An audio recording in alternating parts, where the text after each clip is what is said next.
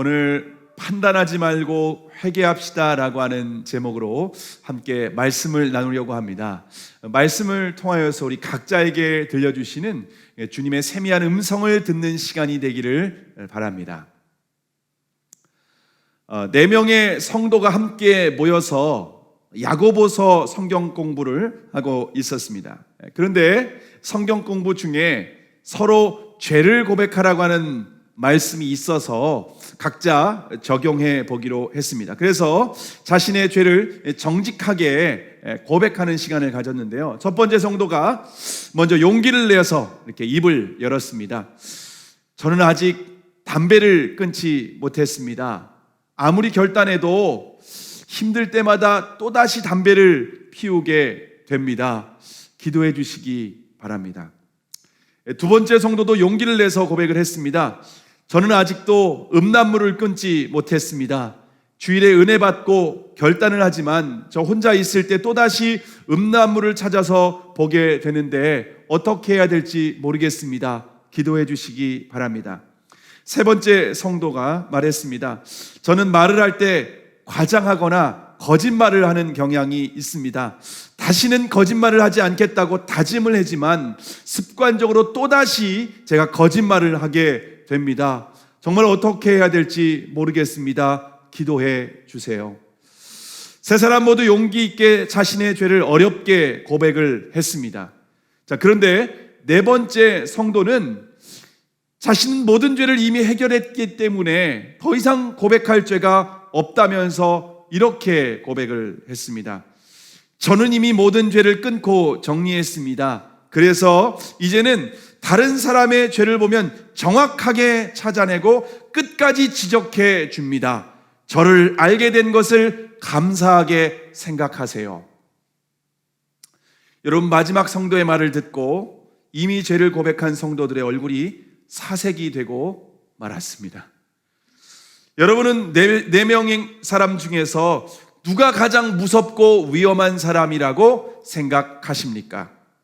저는 앞에 자신의 죄를 고백한 3명의 성도보다 마지막에 나는 이미 죄를 다 해결했다 라고 고백한 성도가 가장 무섭고 위험한 사람이라고 생각을 합니다. 왜냐하면 앞에서 자신의 죄를 인식하고 고백한 사람은 죄를 회개하고 변화될 가능성이 있기 때문입니다. 그런데 마지막 네 번째 성도는 자신의 문제를 전혀 인식하지 못하기 때문에 죄를 회개하고 변화될 수 있는 가능성이 매우 희박합니다. 그래서 가장 위험한 사람이라고 생각을 합니다.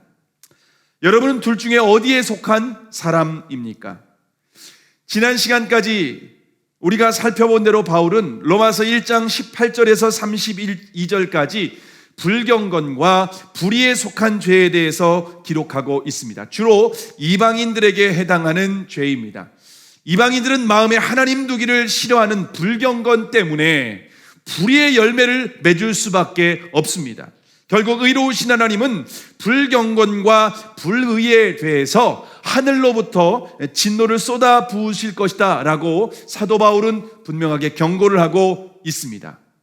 자, 그러면 이제 바울은 누구를 향해서 하나님의 진노를 경고하고 있습니까? 오늘 본문 1절의 말씀입니다. 1절의 말씀을 함께 읽겠습니다. 시작. 그러므로 남을 판단하는 사람아, 물론 누구든지 내가 핑계치 못할 것은 남을 판단하는 것으로 내가 너를 정죄함이니 판단하는 내가 같은 일을 행함이니라. 자, 바울은 남을 판단하는 사람에게 하나님의 진노를 경고하고 있습니다. 여기서 다른 사람을 판단하는 사람은 유대인들을 의미하고 있습니다. 1장 18절에서 32절까지는 이방인의 죄를 언급했지만은 이제 2장 1절부터는 유대인들의 문제에 대해서 사도 바울은 지적을 하고 있습니다. 유대인들은 하나님께 선택받은 민족입니다. 뿐만 아니라 옳고 그름, 무엇이 진리인지 진리와 거짓을 분별할 수 있는 율법도 가지고 있습니다. 또한 하나님의 백성이라고 하는 증표로 그들은 할례까지 받은 사람입니다. 그렇기 때문에 유대인들은 자신은 무엇보다 누구보다 하나님의 백성이라고 확신을 가지고 살아가고 있었습니다.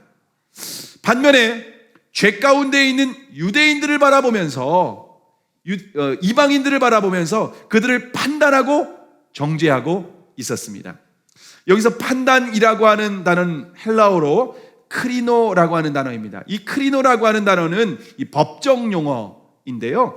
이 법정에서 재판관이 죄인들을 향해서 어떤 죄를 언도하고 정죄하고 선고하는 그러한 의미입니다.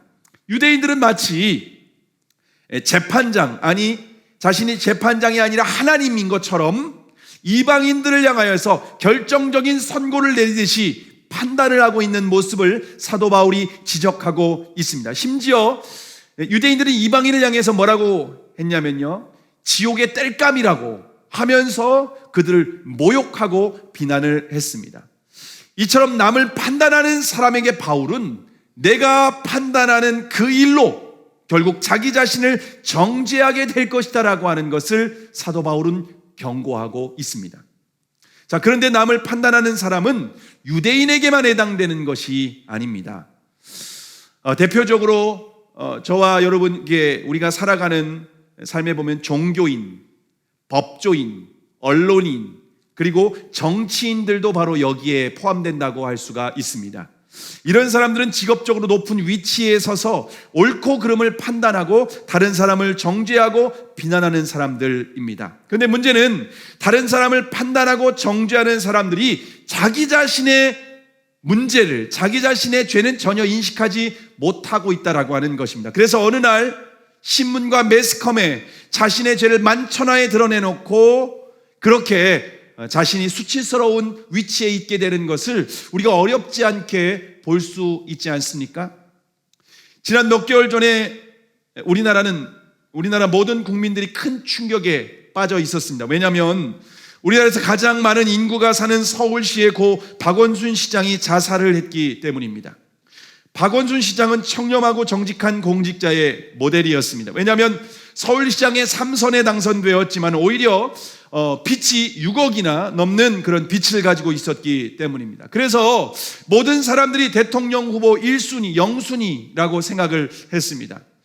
박 시장이 그 세상에 알려지게 된 사건은 1993년에 최초로 성희롱 사건의 변호를 맡아서 6년의 공방 끝에 승소를 하게 됩니다. 이 판결을 계기로 성추행, 성폭행뿐만 아니라 성희롱도 명백한 성폭력이라고 하는 사회적 인식을 갖게 되었습니다. 그래서 1998년에는요, 한국여성단체연합으로부터 올해의 여성운동상을 받기도 했습니다. 자, 그런데 박원순 시장이 죽기 하루 전에 자신의 여비서가 시정으로부터 성추행을 당했다라고 하는 사건을 검찰에 접수하고 조사를 받았습니다. 그리고 다음 날 모든 일정을 취소하고 스스로 목숨을 끊었습니다. 지금 검찰에서 조사 중이기 때문에 아직 정확한 사실이 알려지지는 않았습니다. 그럼에도 불구하고 자신이 판단하고 정죄했던 그 죄에 자신이 고소를 당하고 이렇게 판단을 받고 있다라고 하는 것입니다. 이처럼 다른 사람의 죄를 판단하고 정죄하는 위치에 있는 사람이 어느 날 동일한 죄에 빠져서 자신을 정죄하고 판단을 받게 된다는 것을 사도 바울이 지적을 하고 있습니다. 자, 그런데 여러분, 남을 판단하는 사람은 그리고 다른 사람이 아니라 교회 안에 있는 바로 저와 여러분입니다. 왜냐하면 우리는 주일마다 하나님을 예배하며 진리의 말씀을 듣고 있습니다. 뿐만 아니라 예수님을 믿음으로 하나님의 자녀가 되었다고 생각합니다. 그리고 그 증표로 침례까지 받았습니다. 그래서 자신은 당연히 구원받은 하나님의 백성이라고 확신하며 살아갑니다. 자, 그러다 보니까 우리의 눈은, 우리의 시선은 당연히 어디를 향하는가 하면요, 세상, 교회 밖에 있는 세상 사람들을 향해서 정죄하고 판단을 하게 됩니다. 근데 문제는 하나님의 백성이라고 하는 성도들의 삶을 보면 세상 사람들과 전혀 다르지 않다는 것입니다. 몇 년 전 기독교인과 비기독교인의 의식과 생활에 대한 설문조사를 했습니다. 설문에 참여한 사람은 총 1127명이었는데요. 그 중에 기독교인은 595명으로 52.8%였습니다. 설문 내용에 보면요, 성에 대한 문제, 그리고 통일에 대한 문제, 돈에 대한 문제, 그리고 소수자 배려에 대한 문제였습니다. 자, 그러면 설문 결과가 어떻게 나왔을까요? 그리스도인과 비그리스도인이 똑같이 자신의 삶에 대한 설문을 조사를 했습니다. 어떻게 살아가는지, 이러한 문제에 대해서 어떻게 반응하며 살아가는지 조사를 했는데, 결론부터 말씀드리면 그리스도인과 비그리스도인이 실제 삶에서 다른 것이 전혀 없었습니다. 세상 사람을 판단하는 그리스도인의 삶이 세상 사람들과 똑같이 살아가고 있었습니다. 그리스도인은 자신이 알고 있는 지식이 마치 나의 존재라고 생각을 하고 착각을 하고 있다라고 하는 것입니다. 결국 그리스도인들이 다른 사람을 판단하는 그 판단이 비수가 되어서 자신을 판단하고 정죄하게 된다라고 하는 것을 우리에게 가르쳐주고 있습니다. 자, 그러면 하나님께서 판단하시는 기준은 무엇일까요? 하나님이 우리를 판단하시는 기준은 무엇일까요? 오늘 본문 2절과 3절의 말씀, 2절과 3절의 말씀을 함께 읽겠습니다. 시작. 이런 일을 행하는 자에게 하나님의 판단이 진리대로 되는 줄 우리가 아노라. 이런 일을 행하는 자를 판단하고도 같은 일을 행하는 사람아, 내가 하나님의 판단을 피할 줄로 생각하느냐? 여러분, 하나님이 판단하시는 기준은 오늘 2절에 보니까 바로 진리라고 말씀을 하고 있습니다. 여기서 진리라고 하는 단어는 헬라어로 알레데이아라고 하는 이 단어인데요, 이것은 겉모양으로 위장된 것이 아니라 본질이라고 하는 의미가 있습니다. 다시 말하면 하나님은 눈에 보이는 외형이 아니라 존재에 대한 심판을 한다는 것입니다. 이 기준은 이방인이나 유대인이나 예외 없이 동일하게 적용이 됩니다. 그런 의미에서 이방인들은 이미 사형에 해당하는 죄인이라고 명백하게 드러냈습니다. 1장 18절에서 32절까지 사도 바울이 이런 사람들은 사형에 해당한다 라고 분명하게 드러냈습니다. 왜냐하면 온갖 우상 숭배, 성적인 타락, 그리고 불의에 해당하는 죄를 범하고 있기 때문입니다. 그런데 유대인들은 겉으로 죄가 드러나지는 않았습니다. 왜냐하면 그들은 우상 숭배를 하지 않았습니다. 뿐만 아니라 이방인들과 같이 대놓고 성적인 타락도 하지 않았습니다. 동성애는 상상조차 할 수 없는 죄입니다. 이웃에게 불의를 행하지도 않고 잔인한 범죄도 저지르지 않았습니다. 그래서 유대인들은 이방인들과 나는 본질적으로 다르다, 나는 그들과 종자가 달라 라고 하는 그런 생각을 하고 있었습니다. 그런데 바울은 하나님의 심판이 겉으로 드러나는 그런 외형적인 겉모습을 가지고 심판하는 것이 아니라 하나님은 존재에 대한 심판을 한다라고 하는 것을 말씀하고 있습니다. 유대인들은 겉으로 드러나지 않았을 뿐이지 상황과 조건이 되면은 그 안에 숨어있는 죄가 언제든지 드러날 수밖에 없는 죄인이라고 하는 것을 우리에게 가르쳐주고 있습니다. 여러분, 제가 학교 다닐 때 얼굴에 대한 컴플렉스가 좀 심했습니다. 왜냐하면 얼굴에 여드름이 많이 있었기 때문입니다. 근데 제가 중학교를 졸업할 때까지는요, 얼굴에 여드름이 전혀 없었습니다. 얼굴에 잡티 하나 없이 깨끗하고 맑은 우윳빛깔 피부였습니다. 제가 얼굴에서 가장 자신 있는 부분이 어디였을까요? 피부였습니다. 그런데 저보다 2살이 많은 저희 형은 중학교 때부터 여드름이 굉장히 심각했습니다. 그 당시에 여드름 치료제를요, 계속 아침마다 바르곤 했었는데요. 그래서 형은 제 피부를 보면서 항상 부러워했습니다. 저는 형과 질적으로 다른 피부라고 확신을 하고 살았습니다. 근데 고등학교에 올라가면서 뒤늦게 얼굴에 여드름이 나기 시작을 했습니다. 여드름은 이마에서부터 시작이 되었는데요, 처음에는 뽀드락지인 줄 알았습니다. 그래서 손톱으로 날 때마다 짰습니다. 근데 그 다음날 옆에 또 나는 거예요. 그 다음날 또 나고, 그 다음날 또 나고, 계속해서 나기 시작하는 겁니다. 알고 보니까 여드름이었습니다. 그렇게 시작된 여드름은 이마로부터 시작해서 얼굴 전체에 퍼지게 되었고 또 어깨까지 번지게 되었습니다. 여드름이 보니까는요, 위에서부터 이렇게 오더라고요. 그래서 목까지 가고 나중에는 이게 등까지 여드름이 나게 되는 겁니다. 그래서 등에도 여드름이 나니까 옷을 입으면은 나중에 터져가지고서 메리아스에 핏자국이 묻기도 하고 굉장히 이것이 심각하게 저에게 여드름이 났습니다. 여러분, 제가 그래서 고등학교 때는 얼굴에 여드름이 너무 심하다 보니까 얼굴을 이렇게 숙이고 고개를 숙이고 다닐 정도였습니다.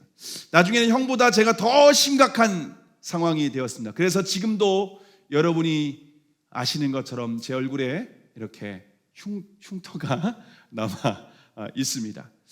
제가 중학교 다닐 때까지는 여드름이 드러나지 않았을 뿐입니다. 근데 상황과 조건이 되니까, 때가 되니까 형보다 더 심각하게 제 얼굴에 여드름이 막 폭발하는 것을 제가 경험을 했습니다. 마찬가지로 유대인들은 겉으로 아직 제가 드러나지 않았을 뿐입니다. 근데 만약 상황과 조건이 맞기만 하면 그들은 죄가 드러날 수밖에 없다는 것입니다. 유대인들이 예배를 드리고 절기를 지키기 때문에 모두 의로운 백성이라고 생각을 했습니다. 그런데 하나님의 아들이신 예수 그리스도께서 이 땅에 오셔서 하나님의 말씀을 선포했습니다. 그리고 그들의 죄를 지적하였습니다. 너희 아비는 하나님 아브라함이 아니라 마귀다라고 하면서 그들을 지적했습니다. 근데 그들은 예수님의 말씀에 회개하고 그들을 주님 앞에 돌아온 것이 아니라 오히려 예수 그리스도를 십자가에 못 박아 죽였습니다. 결국 유대인들이 하나님의 백성이 아니라 사단의 자녀였다라고 하는 것, 사단의 자식이었다는 것, 마귀의 종이었다라고 하는 것을 그들은 증명해 하게 되었습니다. 하나님은 저와 여러분도 진리대로 심판을 하십니다. 우리가 교회를 다니고 예배를 드리는 것보다 더욱 중요한 것은 우리가 어디에 속해 있는지가 중요하다는 것입니다. 저와 여러분은 예수님에게 속해 있습니까? 아니면 사단에게 속해 있습니까? 저와 여러분의 마음 가운데에는 예수님께서 주인이십니까? 아니면 여전히 내가 주인 되어서 내 기준을 따라서 내가 하고 싶은 대로 내 마음대로 살아가고 있지는 않습니까? 여러분, 사단에게 속한 사람의 특징이 무엇인가 하면요, 다른 사람을 판단하고 정죄하는 것입니다. 예수 믿지 않는 사람들을 지옥 갈 사람이라고 판단하고 정죄합니다. 심지어 교회에 있는 사람들에게 어떤 작은 허물과 죄를 발견하기만 하면은요, 어떻게 그리스도인이 저런 죄를 지을 수 있냐고, 해도 너무한 거 아니냐고 하면서, 어떻게 그리스도인이 기도를 하지 않냐고, 어떻게 그리스도인이 새벽 예배를 하지 않냐고, 어떻게 그리스도인이 말씀 묵상을 하지 않냐고 판단하고 정죄를 하게 됩니다. 새벽 예배를 하루도 빠지지 않고 기도하는 권사님이 계셨습니다. 이 권사님은 비가 오나 눈이 오나 항상 변함없이 새벽 예배를 드렸습니다. 근데 하루는 새벽에 눈을 떴는데 몸을 일으킬 수 없을 정도로 몸에 힘이 하나도 없었습니다. 자신의 힘으로는 도저히 일어날 수 없는 상황이었습니다. 그런데 누군가가 권사님의 방문을 열고 들어와서 일어날 수 없는 연약한 자신의 몸을 이렇게 세워주더랍니다. 권사님은 내가 이렇게 매일 새벽 예배를 빠지지 않으니까 예수님이 오셔서 나를 이렇게 세워주시는구나, 너무나 감격하고 그렇게 감사하고 있었습니다. 근데 자신을 일으켜주고 나가다가 돌아봤는데 깜짝 놀랐습니다. 주님이 아니라 사단이었습니다. 권사님이 깜짝 놀라서 어떻게 그럴 수가 있는지 생각해 봤습니다. 권사님은 비가 오나 눈이 오나 항상 새벽 예배를 드렸습니다. 그런데 새벽 예배를 드리지 않는 다른 사람들을 판단하고 정죄하고 있었습니다. 다른 사람들을 향한 정죄와 비난은 결국 자신이 사단에게 속해 있다라고 하는 것을 보여줍니다. 다른 사람들을 판단하는 것이 결국 내가 새벽 예배를 나가는 것이 자신의 의로움이 되었고, 새벽 예배 나가지 않는 사람들을 판단하고 비난하고 있었던 것입니다. 여러분, 만약 저와 여러분이 다른 사람을 판단하고 정죄하고 있다면 그것은 예수님에게 속해 있는 것이 아닙니다. 우리가 예수님께 속해 있고 예수님과 연합되어 있다면 우리가 다른 사람을 판단하고 정죄하는 것이 아니라 긍휼과 사랑의 마음으로 권면하게 되는 줄을 믿으시기를 바랍니다. 여러분, 우리가 옳고 그름이 우리가 명확하게 하나님의 진리의 말씀 때문에 알고 있는데 정말 우리 안에 예수님께서 계시고 내가 예수님에게 속해 있다면 우리는 판단하고 정죄하는 마음이 아니라 그를 사랑과 긍휼의 마음으로, 그도 주님의 은혜가 필요한 사람이라고 하는 그러한 마음으로 권면하고 그 사람을 위해서 아파하고 중보기도하는 마음이 주님께 속한 사람에게 합당한 마음인 줄을 믿으시기를 바랍니다. 자, 그러면 하나님께서 당신의 백성에게 원하시는 것은 무엇일까요? 당신의 백성에게 원하시는 것, 오늘 본문 4절의 말씀을 함께 읽겠습니다. 시작. 혹 내가 하나님의 인자하심이 너를 인도하여 회개케 하심을 알지 못하여 그의 인자하심과 용납하심과 길이 참으심의 풍성함을 멸시하느뇨. 여러분, 하나님께서 당신의 백성에게 원하시는 것은 판단이 아니라 회개입니다. 오늘 설교 제목이 바로 이것입니다. 하나님의 인자하심과 길이 참으심으로 우리를 기다리시며 우리가 회개하기를 원하시는 분이십니다. 저희가 요즘 생명의 삶 큐티를 예레미야서를 묵상하고 있습니다. 예레미야서에 보면 하나님께서 이스라엘 백성들을 애굽 땅에서 나오던 날부터 그때까지 800년 동안 한결같이 기다리시면서 선지자를 보내셨다라고, 부지런히 선지자를 보내셨다라고 말씀하고 있습니다. 아침같이 저녁까지, 아침부터 저녁까지 계속 너희에게 보냈다는 것입니다. 구약의 선지자들이 한결같이 와서 그들에게 전했던 메시지가 무엇인지 아십니까? 하나님께 돌아오라는 것입니다. 회개라는 메시지였습니다. 근데 이스라엘 백성들이 어떻게 반응했습니까? 끝까지 회개하지 않았습니다. 끝까지 돌아오지 않았습니다. 여러분, 그러면 왜 이스라엘 백성들이 회개하지 않았을까요? 왜 끝까지 하나님께 돌아오지 않았을까요? 왜냐하면 그들은 하나님께 성전에서 예배를 드리고 있었기 때문입니다. 뿐만 아니라 절기도 지키고 있었습니다. 그렇기 때문에 나는 성전에 나서 하나님을 예배하고 절기를 지키고 있기 때문에 하나님을 떠난 적이 없다고 생각을 하고 있었습니다. 심지어 여호야김 왕은 백성들에게 여호야김 5년 9월에 모든 백성들에게 금식을 선포합니다. 우리나라가 위기를 당했다. 우리나라가 바벨론의 느부갓네살에게 지금 공격을 받고 있다. 자, 다 같이 금식하며 기도하자.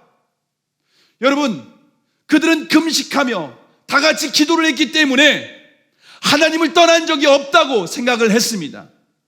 그런데 그들은 겉으로는 하나님을 예배하고 있었지만 속으로는 바알과 아세라를 섬기고 있다는 것입니다.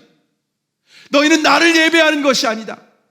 너희들은 나를 섬기는 것이 아니라 세상의 풍요와 세상의 쾌락을 쫓아가고 있구나.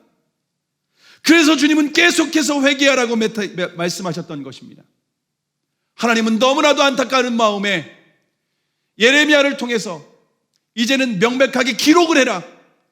내가 아무리 말하면 공허한 메시지처럼 사라지기 때문에 두루마리에 기록해서 그들에게 전하라고 명령을 합니다. 그래서 네리야의 아들 바룩을 불러다가 예레미야가 하나님께 받은 말씀을 기록하라고 합니다. 그래서 두루마리에 다 기록을 하게 됩니다. 그리고 기록된 말씀을 이제는 고관들 왕에게 가서 읽어주도록 합니다. 여러분, 그런데 여호야김 왕, 금식을 선포했던 왕, 이 왕이 두루마리의 말씀을 다 듣고 난 후에 가져오라고 합니다. 그리고 어떻게 하는지 아십니까? 하나님께로 받은 이 말씀 앞에 자신의 옷을 찢고 회개하는 것이 아니라 칼로 그것을 쭉쭉 다 찢어버립니다. 그리고 그것을 화로에 던져서 다 불태우는 것을 보게 됩니다. 여러분, 하나님께서 여호야김 왕과 이스라엘 백성들에게 계속해서 반복적으로 말씀하신 것은 회개하라는 것입니다. 돌아오라는 것입니다. 성전에서 예배하고 있기 때문에, 절기를 지키고 있기 때문에, 금식하며 기도하고 있기 때문에 하나님께 속했다고 착각하지 마라. 너희들은 바알을 따라가고 있다. 너희는 세상을 섬기고 있다. 내게 속한 것이 아니다. 하나님은 예레미야를 통해서 그들에게 심판의 메시지를 전하며 회개하고 돌아오라고 말씀을 하셨습니다. 그런데 그들은 끝까지 회개하지 않자 결국 바벨론의 심판을 받고 칼과 기근과 전염병으로 비참하게 죽임을 당하게 됩니다. 신약 시대에도 마찬가지입니다. 하나님께서 은혜의 시대에 하나님께서 보내신 사람이 침례 요한이었습니다. 요한이 선포한 메시지는 한 가지입니다. 회개하라, 천국이 가까이 왔느니라. 요한의 메시지를 듣고 많은 사람들이 침례를 받고 회개하게 됩니다. 뿐만 아니라 예수님께서 오셔서 전한 첫 번째 메시지는 바로 이것입니다. 회개하라, 천국이 가까이 왔느니라. 여러분, 구약시대나 신약시대나 하나님께서 한결같이 전하시는 메시지는 바로 회개입니다. 그런데 하나님의 백성이라고 스스로 확신했던 바리새인과 서기관들은 끝까지 회개하지 않았습니다. 그러나 자신이 죄인이라고 인식했던 세리와 창녀들은 가슴을 치면서 회개를 했습니다. 그들은 차마 얼굴을 들지 못하고 하나님 앞에 회개하며 주님의 은혜를 구했습니다. 결국 하나님의 백성이라고 스스로 착각하고 있던 바리새인과 서기관들은 버림을 받았고, 자신이 죄인이라고 하나님의 백성이랄 자격이 없다고 생각했던 세리와 창녀들은 구원을 받게 됩니다. 하나님의 백성의 특징은 지식을 가지고 있는 것이 아니라, 다른 사람을 판단하는 것이 아니라 회개인 줄을 믿으시기를 바랍니다. 여러분은 자신의 죄를 회개하는 사람입니까? 아니면 다른 사람의 죄를 정죄하고 판단하는 사람입니까? 정말 안타까운 것은 교회 안에 나는 하나님의 백성이기 때문에 회개하는 것보다 오히려 다른 사람을 판단하고 정죄하는 사람이 많다는 것입니다.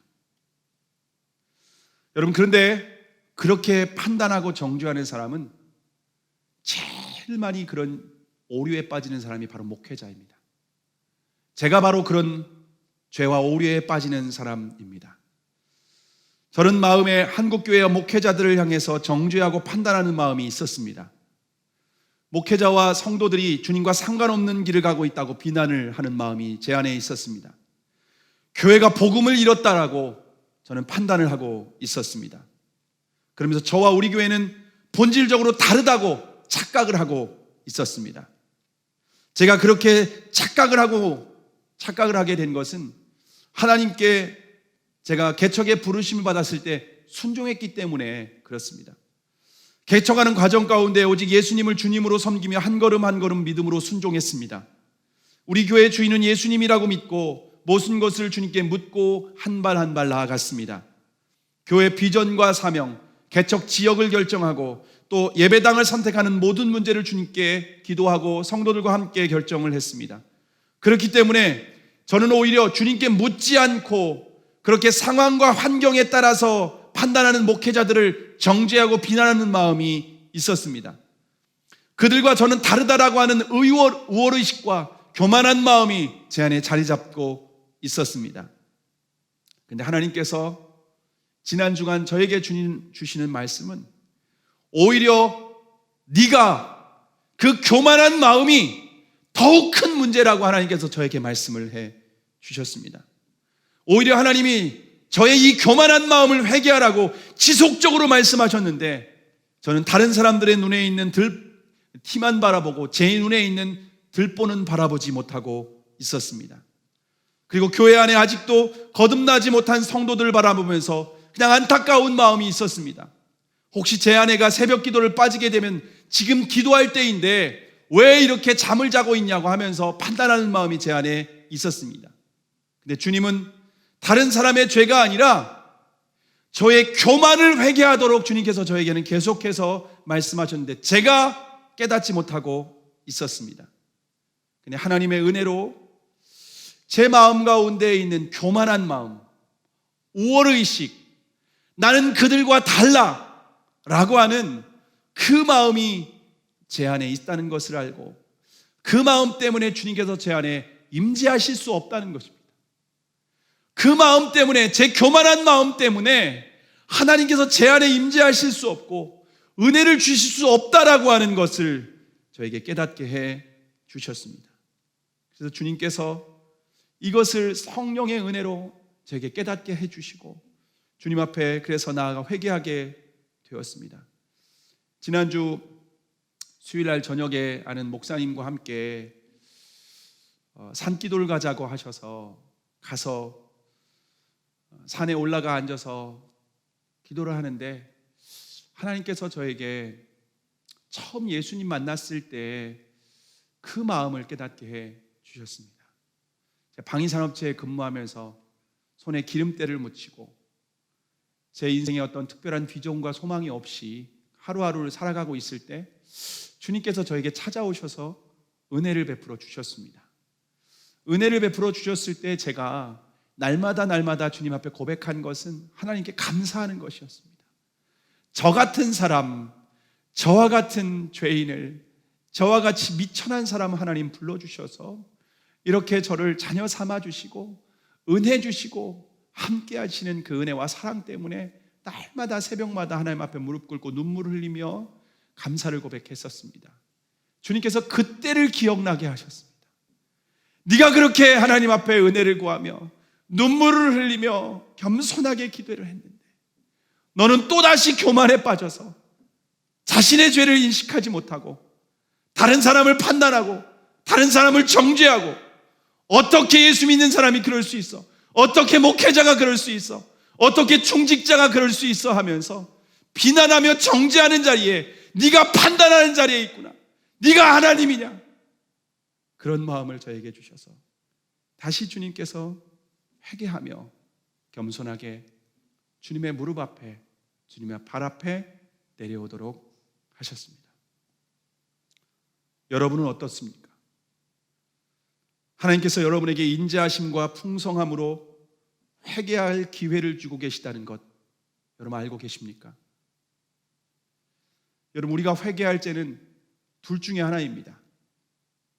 로마서 1장 18절부터 32절까지 말하는 이방인들이 짓는 죄, 아니면 로마서 2장 1절부터 16절까지 진행되는 유대인들의 죄, 저와 여러분 둘 중에 하나에 속하게 됩니다. 하나님을 인정하지 않고 마음에 하나님 두기를 싫어하는 그러한 불경광과 불의의 죄에 빠지든지, 아니면 하나님의 말씀 앞에 예배 드린다고, 직분 받았다고, 나 하나님의 말씀을 안다고, 새벽 기도한다고, 큐티한다고 교만과 우월의식에 빠져서 자신의 죄를 보지 못하고 다른 사람을 판대하고 정죄하는 유대인의 죄, 여러분은 둘 중에 하나에 빠지게 된다는 것입니다. 여러분 어떤 죄에 속하고 계십니까? 하나님을 인정하지 않고 여전히 내가 주인 되어 살아가는 죄에 빠져 있습니까? 아니면 하나님이 인정하지만 교만의 죄, 우월의식에 빠져서 하나님이 임재할 수 없는 그러한 죄 가운데 살아가고 계십니까?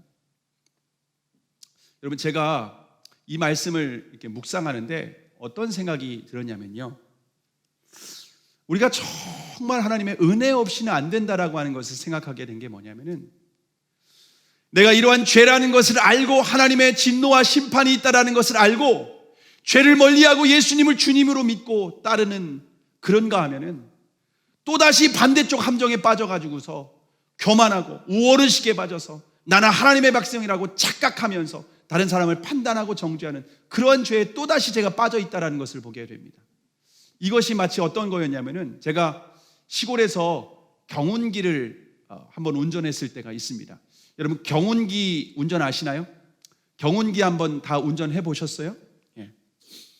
제가 보기에는 서울에서 태어나서 잘한 사람처럼 보일지 모르겠지만, 시골에서 경운기 운전을 하면서 농촌에서 농사일을 하면서 자랐습니다. 그래서 경운기 운전을 어릴 때부터 좀 하게 됐는데요, 여러분, 경운기가 핸들이 좀 무겁지 않습니까? 자전거 핸들보다, 오토바이 핸들보다 훨씬 더 무거운데, 여러분, 경운기 핸들을 어떻게 트는지 아십니까?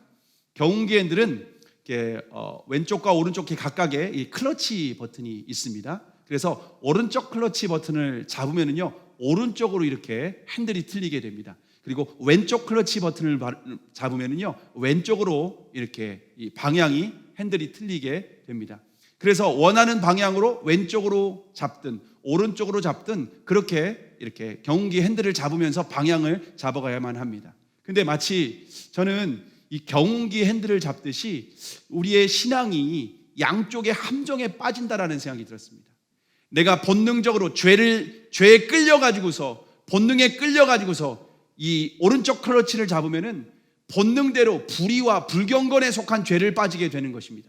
그래서 반대로 내가 이런 죄에 빠지지 않게 해서 반대로 힘을 꽉 주게 되면은요, 또다시 오른쪽으로 확 틀리게 되는 겁니다. 오른쪽으로 확 틀리게 해가지고서 또다시 제가 교만과 다른 사람을 판단하는 죄에 빠지게 된다는 것입니다. 여러분, 우리의 신앙에는 두 개의 함정이 있습니다.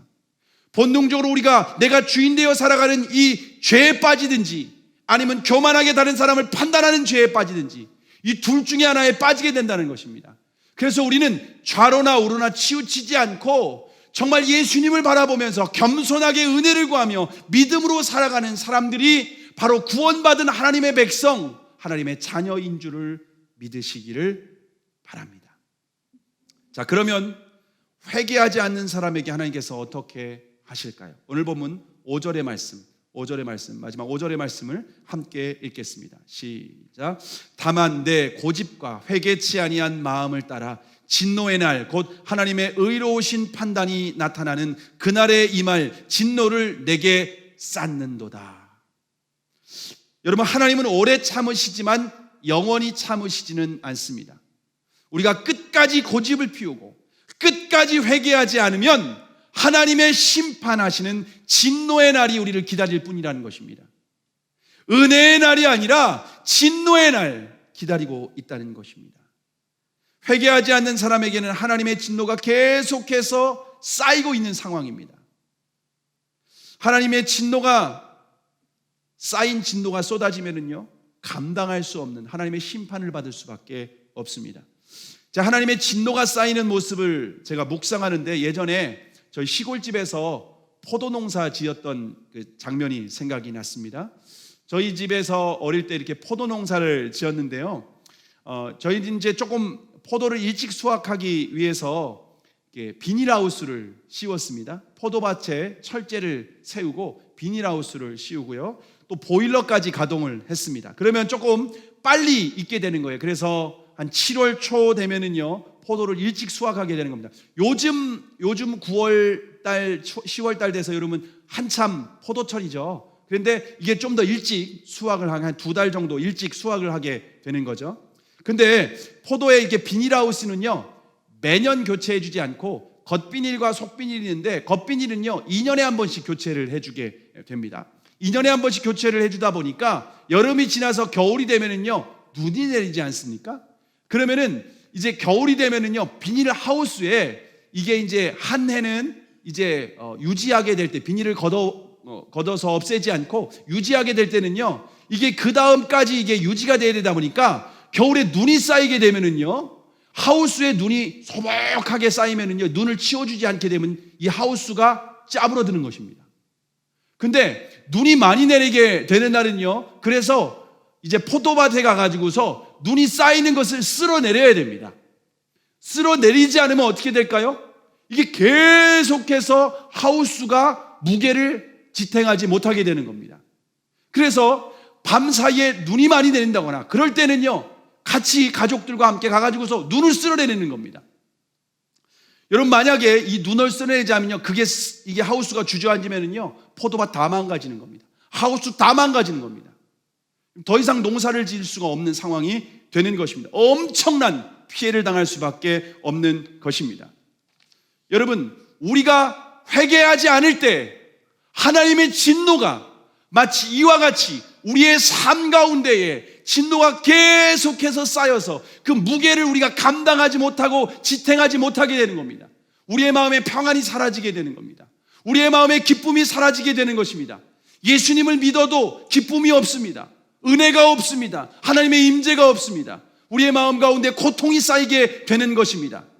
회개하지 않는 심령 가운데 계속해서 쌓이게 될 때 감당하지 못해서 우리의 삶에 짜부러들 수밖에 없는 것입니다. 망가지고 무너질 수밖에 없게 되는 것입니다. 여러분 그래서 우리가 하나님의 말씀 앞에 늘 회개하는 것이 얼마나 중요한지 모릅니다. 하나님의 백성의 특징은 판단이 아니라 회개입니다. 작은 죄 앞에서 하나님의 진노를 쌓는 것이 아니라 주님 앞에 늘 회개하고 작고 사소한 죄 앞에서도 주님 앞에 그 죄가 나의 죄라고 하는 것을 인식하고 다른 사람의 티를 보는 것이 아니라 내 안의 들보를 바라보면서 회개하는 것이 얼마나 중요한지 모릅니다. 그래서 저와 여러분이 큐티를 할 때 저와 여러분이 말씀에 우리의 삶을 비춰보는 것이 너무나도 중요합니다. 혹시 내 삶 가운데 지금 주님이 기뻐하시지 않는 죄가 있는 것은 아닌지 늘 점검하는 것이 필요합니다. 우리가 말씀을 보는 것은 지식을 쌓기 위함이 절대 아닙니다. 주님과 나 사이에 혹시 죄가 가리고 있는 것은 아닌지, 주님과 나 사이에 주님이 임재하실 수 없는 죄가 내 안에 쌓여 있는 것은 아닌지, 여러분 그것을 비추어 보는 것이 바로 큐티하는 목적입니다. 주님과의 관계를 점검하게 되는 것입니다. 그래서 마치 말씀을 보는 것은 거울에 보는 것 같습니다. 거울로 비추어 보는 것입니다. 내 영혼을, 내 영적인 상태를, 여러분 내 영적인 상태를 볼 수 있는 것은 말씀의 거울밖에 없습니다. 내 아무리 이성과 내 지식과 내 아무리 판단력으로 내 죄를 결코 볼 수 없다라고 하는 것입니다. 그래서 여러분 우리가 말씀을 볼 때 여호야김과 같이 그리고 예레미야와 같은 그러한 인물이 나올 때 나는 예레미야야 바루기야라고 하는 관점으로 바라보는 것이 아니라 나는 회개치 않는 여호야김이야, 나는 회개하지 않는 고관들과 이스라엘 백성들의 모습이 바로 나의 모습이라고 인식하고 큐티를 하는 것이 중요하다는 것입니다.